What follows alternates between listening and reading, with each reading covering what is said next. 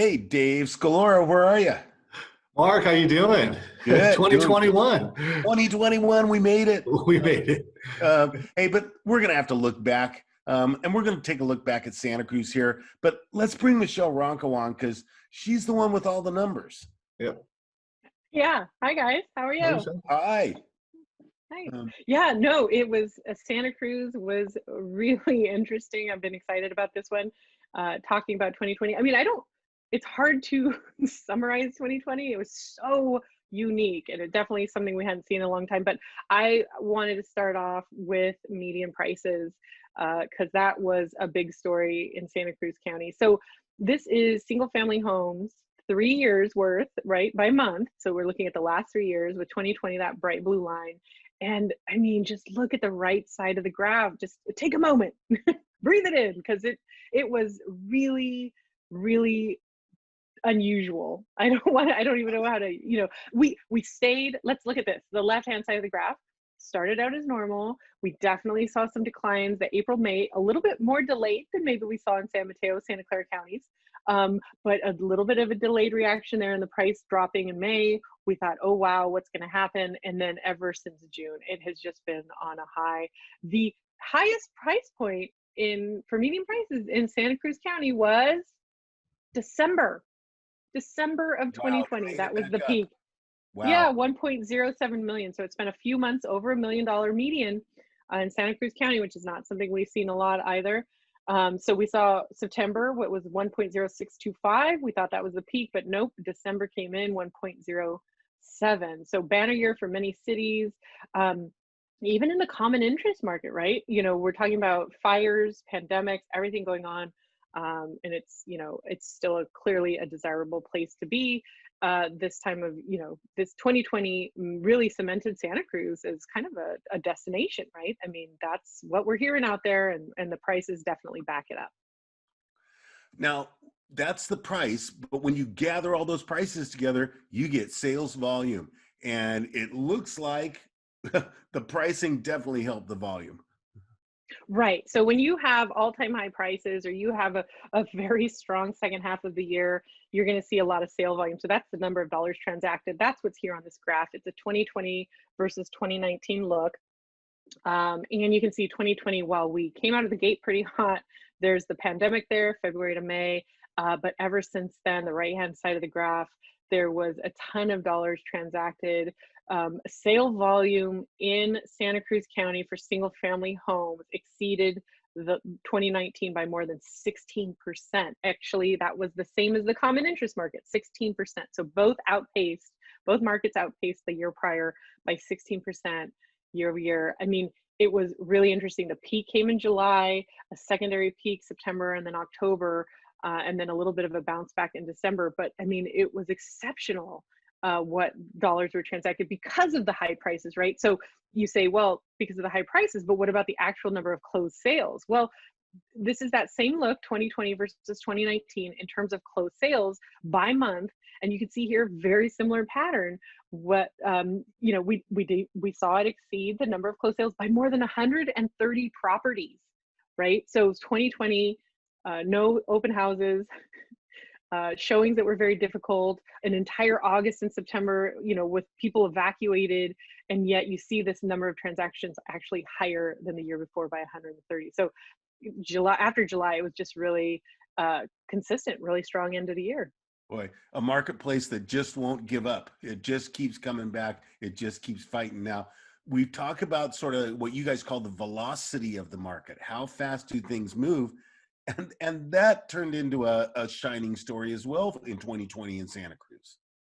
Yes, I mean, for your sellers, I mean, look at this expectation. This is a 2-year trend of days on market, median days on market for single family homes, and it was just exceptional. We talk about Santa Clara and San Mateo counties often have these kinds of numbers.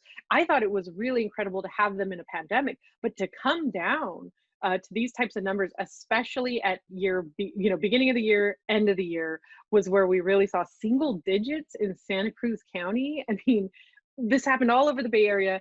Santa Cruz saw it with just these seasonal shifts. We didn't see the ending December at 50 or 60 days. We didn't see that this year. So we're starting off 2021. I mean, if you want to look at DOM as a function of median sale price, and you can see there, I mean, this is a 3-year look. I wanted to show 3 cycles, right? So you have left-hand side 2018, middle 2019, right-hand side 2020, which does not belong, which that's why it says unusual.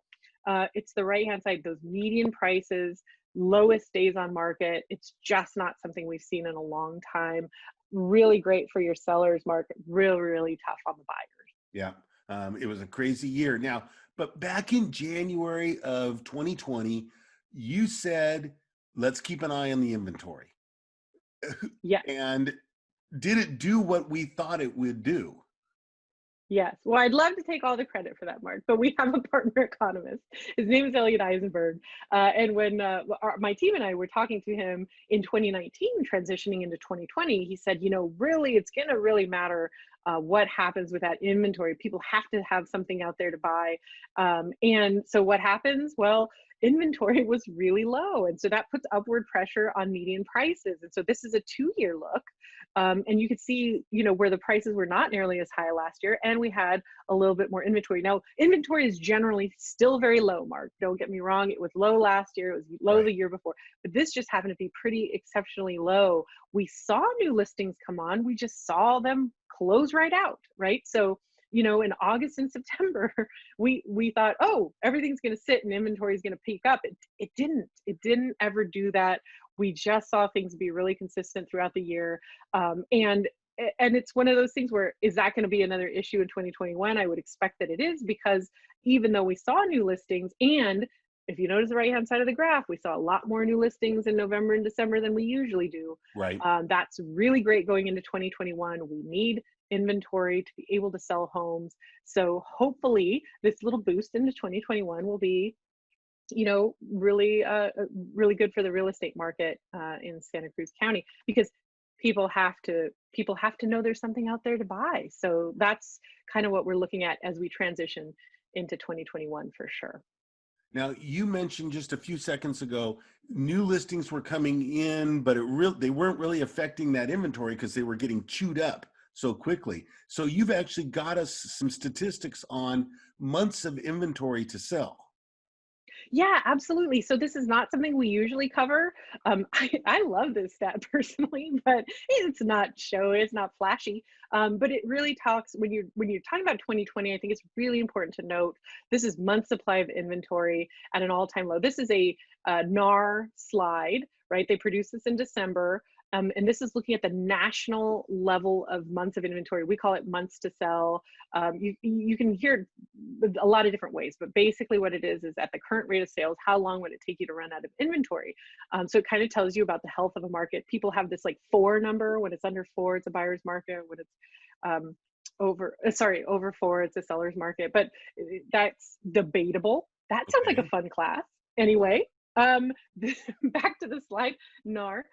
So I took NAR's numbers and put it against Santa Cruz County, right? So if NAR is saying at a national level it was an all-time low, and look at these numbers in Santa Cruz, in many cases, you know, being less, April we see it a little bit more, pandemic, perhaps, but you know, in general, we're seeing this all across the Bay Area, where we're seeing less than 2 months of inventory in a lot of cases, especially after July, saying we've run out of inventory in 2 months. So, you know, some questions about that slide. Was it single family and condos and townhomes? Or I'm just looking at single family homes, comparing it to that national look. And it was just impressive. There were so many things that happened in 2020, fewer price reductions. The sale to list price ratio in Santa Cruz County was significant, hitting 103 in November for the first time, 102 twice. Usually this, you know, it's a 99% of ask. And we saw it over 100 several times.